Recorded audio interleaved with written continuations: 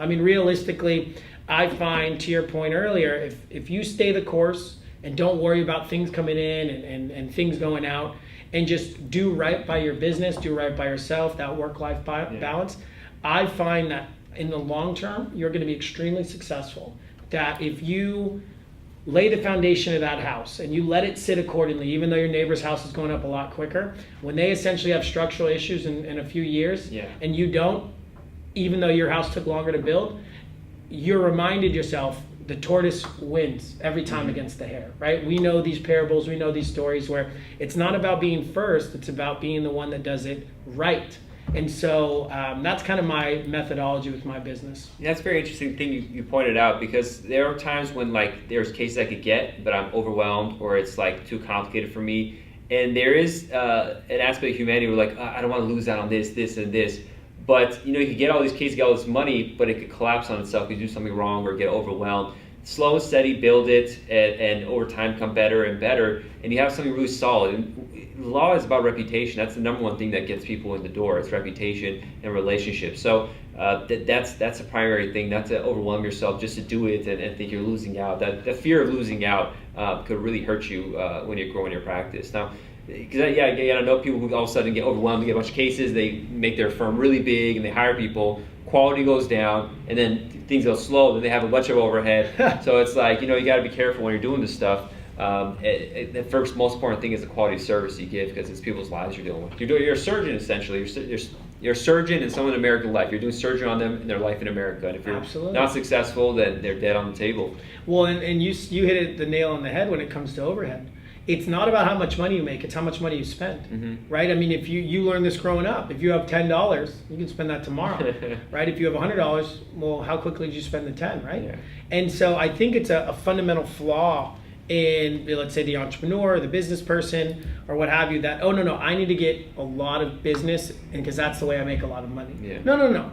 To your point, you need to create a culture and a system of customer service that gets people not only to hire you, but gets them to give your name out to everybody they've ever met whenever questions about, oh, do you know anybody that does immigration? And a lot of times it's the idea that, oh, I'm at a buffet and I'm so hungry. Yeah. So I'm going to just get all this food. The first thing I see, I'm going to eat it up. And then you go back and you realize, oh, wait a minute, there's all this other better food, but I'm too full to deal with it, and now I'm miserable, right? Yeah. That consciousness about going into it. And so let's say you're thinking about doing, you're going on your own or whether it's an immigration or not. I think that understanding quality over quantity is more important in this business than anything else. Because in the age of Skype, WhatsApp, WeWork, Regis, being able to talk to anybody anywhere in the world, you don't need a lot of the trappings that the 20th century required. You don't need the library with books in it so that people know you have a library of books.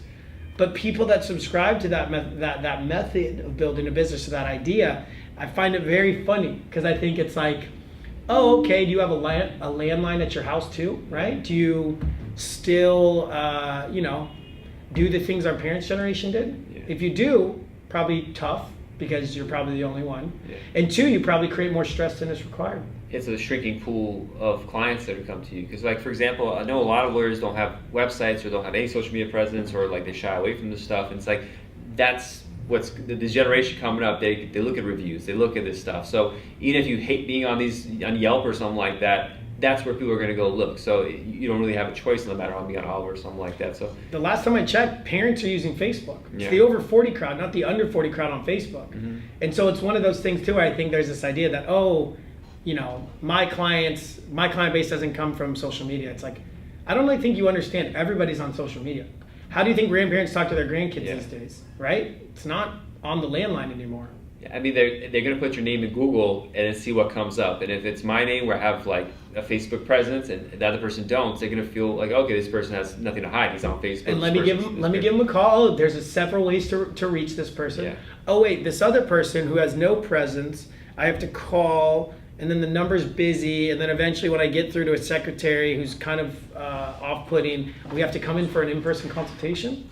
by that time I've already signed that person up and we're Yeah. already working on their case. I've seen that the number one thing for closing a client is how fast you get, because clients are not going to want to call a couple of people. It's really annoying sitting through different consultations, going through your life history, going through the immigration process.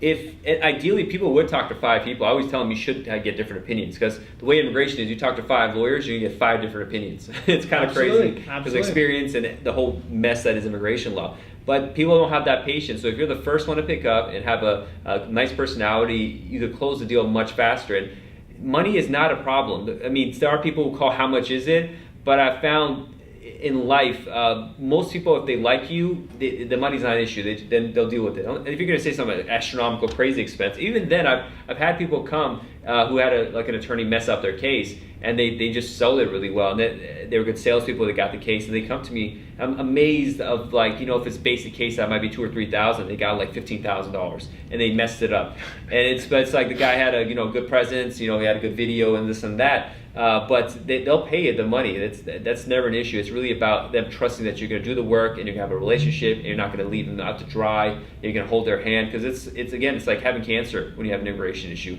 Is the doctor going to heal me, or am I going to be dead and have to leave the country, leave my family, my loved ones, my property, all that kind of stuff? So really, I look at it as if I'm a medical doctor with a sick patient that I'm trying to heal, and it causes stress for me too, because they change the rule. The 90-day rule gets changed all of a sudden with the fam, and then I'm like, oh, what is that going to be the consequences? All of a sudden, F1 students are a priority now, or the prioritization of who gets the NTA changes.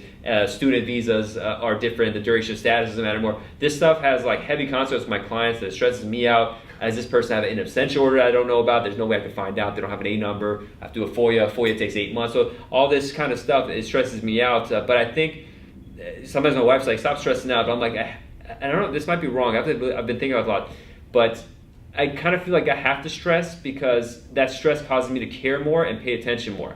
Or if I'm not stressing, I might miss something, but that may be a psychological mistake that I'm doing. I don't know. But I try to overthink it for the sake of protecting my clients. And well, you take the term advocate very, very seriously. You aren't just somebody who's washing a car and you don't worry about the insides of the car, the sound it makes. You're like, no, I have a job, I'm just washing it, and then you go on. You take your ownership of your clients and take on those concerns. And if anything, to your point, maybe that works for you, and maybe there's a balance there. It's an interesting concept, because I think the idea of closing, or just really making sure it's a fit for your client or an applicant, I think about it always from the applicant side. I mean, we're a consumer 99% of the day. Mm-hmm. The person that sold us coffee this morning, the person that we go and go to our dry cleaning, the person that for childcare, what have you. You're constantly doing what our clients are doing in us, which is, can you do what I want at a price that works for me, mm-hmm. or should I go to one of the 1,000 competitors that I can find on my phone right now? And so, when you go to look for a car, why don't they let you leave? Because they know if they can get you to sign up right then and there, it's over and done with. Yeah. And it's the psychology behind it all. And so I find sometimes my best clients, or the clients that at first are going to give me the hardest time, it's when I let them walk away and say thank you, but unfortunately I don't think this is going to work on your terms. Yeah. They come back and say, you know what, you were right. Yeah. I'm sorry. And they went from being a difficult prospective client to one of my favorite clients. Yeah. And they were just so caught up in that cancer that you analogize to, that they lost themselves a little bit. And just to